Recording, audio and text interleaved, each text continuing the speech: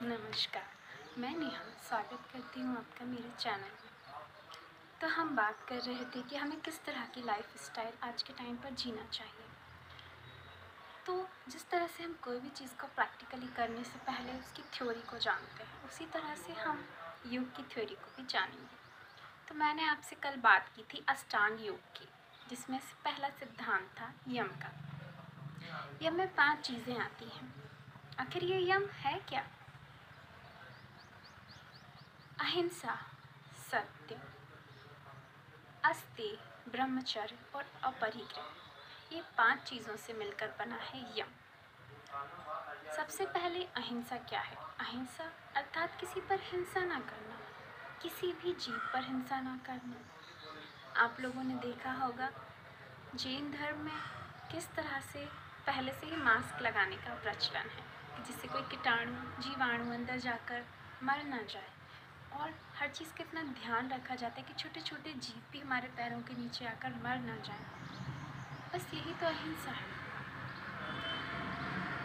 हम गाय को बुलाते हैं, रोटी देते हैं और फिर उसे मार कर भगाते हैं, ये गलत है। तो अपने जीवन में अहिंसा को ना अपनाएं, माफ़ी चाहूँगी, हिंसा को ना अपनाएं, अहिंसा को अपनाएं। उसके बाद सत्य, सत्य अर्थात झूठ ना बोलना। अब आप कहेंगे कि इसके बिना तो आजकल काम ही नहीं चलता। तो हम आज की दुनिया में झूठ उसे मान सकते हैं जिससे किसी का नुकसान हो। अगर किसी का नुकसान नहीं हो रहा है या वो बात बेवजह नहीं है, तब हम जो बोलेंगे वही सत्य है। अर्थात छोटी छोटी सी चीज़ों को छुपाने के लिए हम जो भी अपने वाक्य उपयोग करते हैं, कई बार हो सकता है कि उसमें कुछ मिथ्या भाव हो, उस भाव को हमें दूर करना है। उसके बाद बात आती है अस्तेय। अस्तेय यानी कि चोरी। अब आप कहेंगे कि हम तो कोई चोर है नहीं, लेकिन ऐसा कई बार होता है कि हम बिना पूछे किसी की वस्तु को छूते हैं या बिना पूछे फूलों को ही तोड़ लेते हैं, तो ये भी आपका अस्तेय में आता है, जो कि गलत है। कई बार ऐसा होता है, आजकल के टाइम पर हम देख रहे हैं कि ऑनलाइन वर्क बहुत ज़्यादा हो रहा है।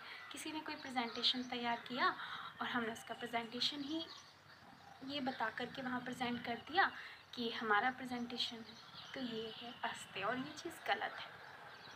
ये हमें उस समय समझ नहीं आता और फ़ायदा ही पहुँचाता है, लेकिन हमारी अंतरात्मा इससे अशुद्ध हो रही होती है और आगे चल के हमें इस तरह किस नुकसान तक पहुँचा सकती है, ये हम जानते भी नहीं।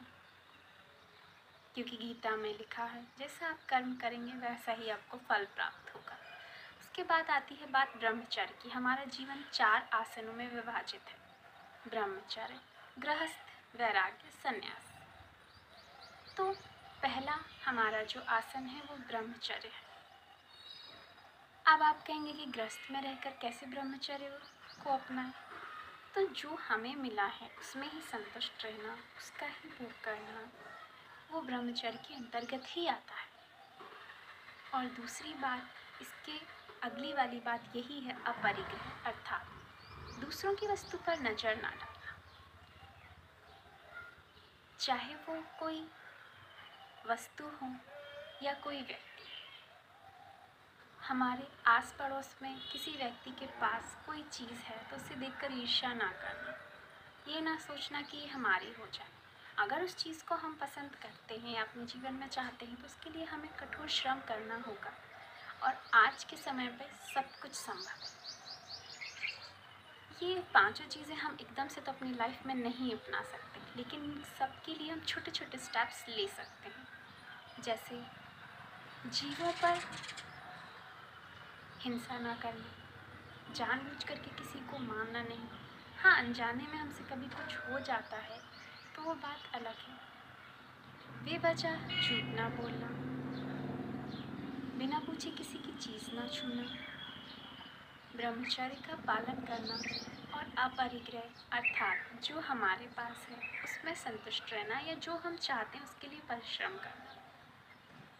आज के जीवन में क्योंकि संतुष्टि थोड़ा सा कम है, इसलिए यदि वो चीज़ आपको चाहिए, वो वस्तु आपको चाहिए, तो आप उसके लिए श्रम करिए, स्वतः ही वो वस्तु आपको मिल जाएगी। तो ये है यम। जब हम अपने जीवन को यम से शुद्ध करते हैं तो हमारे विचार भी शुद्ध होते हैं। जब हमारे विचार सकारात्मक और शुद्ध होते हैं तो हमारा मन प्रसन्न रहता है। जब हमारा मन प्रसन्न रहता है तो कहा जाता है जैसा हमारा मन होगा वैसा ही हमारा तन होगा। अर्थात मन के हारे हार है, मन के जीते जीत। तो जिस तरह से हम अपने मन से सोच लेंगे हम वैसे ही बनेंगे और वैसे ही होंगे। और यदि हमारा मन सकारात्मक और शुद्ध होगा हमारे विचारों से, तो हम भी उसी तरह के भाव अपने जीवन में ला पाएंगे। तो ये था अष्टांग योग का पहला सिद्धांत, यम। अष्टांग योग के 8 सिद्धांत को जानने के बाद ही हम उनको प्रैक्टिकली अपनी लाइफ में उपयोग करेंगे, पर छोटे छोटे स्टेप्स हमें आज से ही लेना शुरू करना होगा। तो उसके लिए बेस्ट ऑफ लक। यही मैं विराम देती हूँ। आप सभी को धन्यवाद। घर पर रहें, स्वस्थ रहें।